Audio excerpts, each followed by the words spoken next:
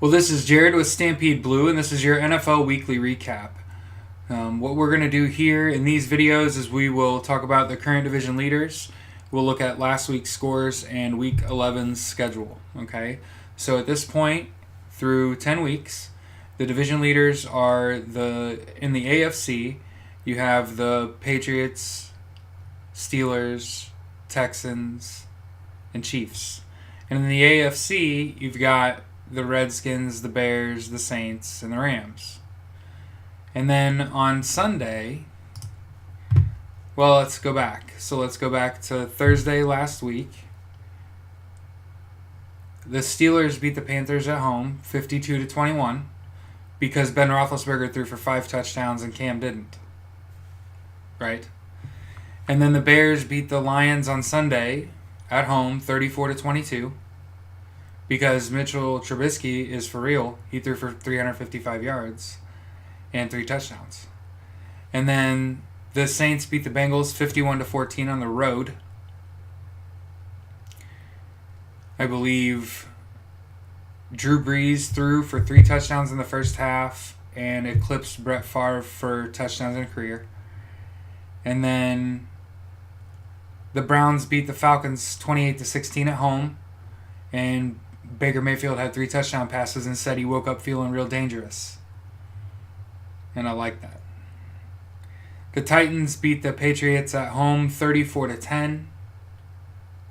The Titans won at home against the Patriots. The final score was 34-10.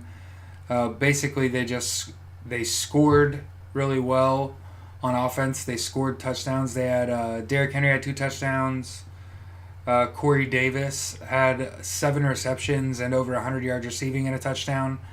And without Gronk, the Titans defense was able to limit Tom Brady to 21 of 41 for 254 yards, which is less than 50% passing. It's probably one of Tom Brady's worst outings in a long time, if you really want to talk about it. And then the Colts beat the Jaguars at home 29-26 because the clock ran out. It was only a matter of time before the Jaguars were able to score a touchdown on offense. And then the Chiefs beat the Cardinals 26-14.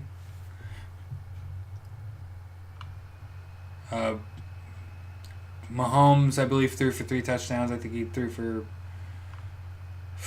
like 300 plus yards again. And then Matt Barkley woke up the Bills, and they won 41-10 on the road against the Jets.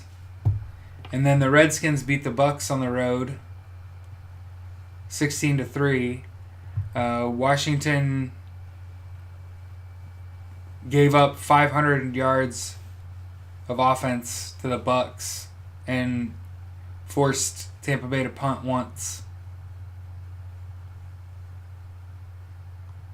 The Chargers beat the Raiders 20-6, as Phillip Rivers and the healthy Chargers are now 7-2 and are in a real force in the AFC. The Packers beat the Dolphins 31-12 because the Packers have Aaron Rodgers and because the Packers beat the Dolphins, especially at home. The Rams beat the Seahawks at home 36-21.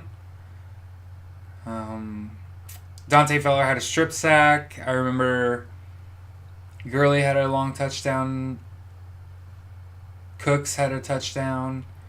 Just seemed to be clicking, man. You know, after that was a big win for them at home after losing to the Saints last week, right? To go be 9-1, 5-0 at home, one of 4 or 5 teams in the league that are undefeated at home. And then the Cowboys beat the Eagles on the road, which I think was a surprise on Sunday night. And again, the Cowboys were just able to score the football and score touchdowns and not kick field goals, and that's why they won. And then on Monday night, it was actually a pretty good game. The Giants beat the 49ers 27-23 on the road. And Odell Beckham Jr. had 2 touchdown catches. And I'm not trying to start a religious debate, but he almost had a catch that made me believe in God. I mean, he dropped it, but, it was pretty close.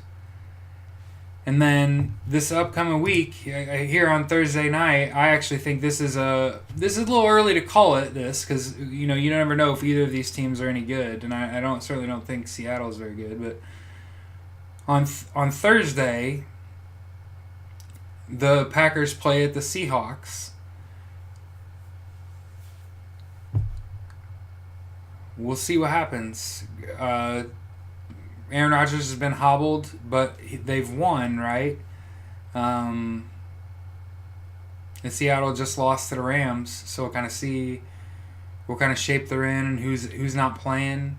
The Cowboys play at the Falcons at 1 o'clock. The Panthers play at the Lions at 1. The Titans play at the Colts at 1.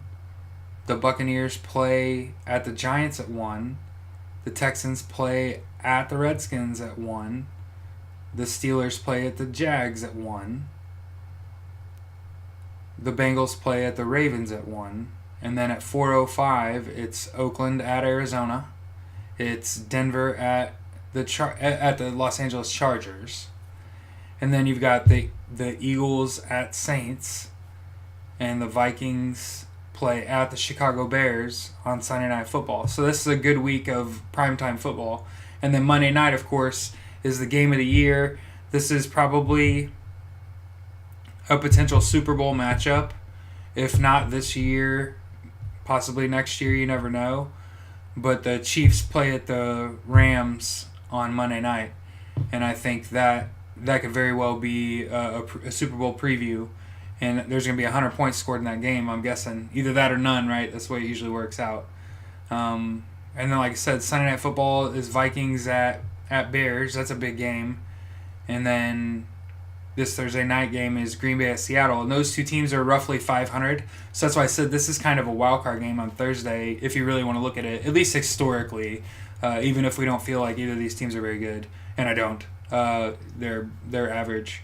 So we'll certainly see. And then, of course, your team, all y'all's teams play on Sunday. The Bills, Browns, Dolphins, Patriots, Jets, and 49ers all have a bye week. So don't forget to set your fantasy rosters. So with that being said, this has been Jared with Stampede Blue. This is your NFL weekly wrap-up. And we'll see you Tuesday next week. Talking about how good that Monday night game was, right?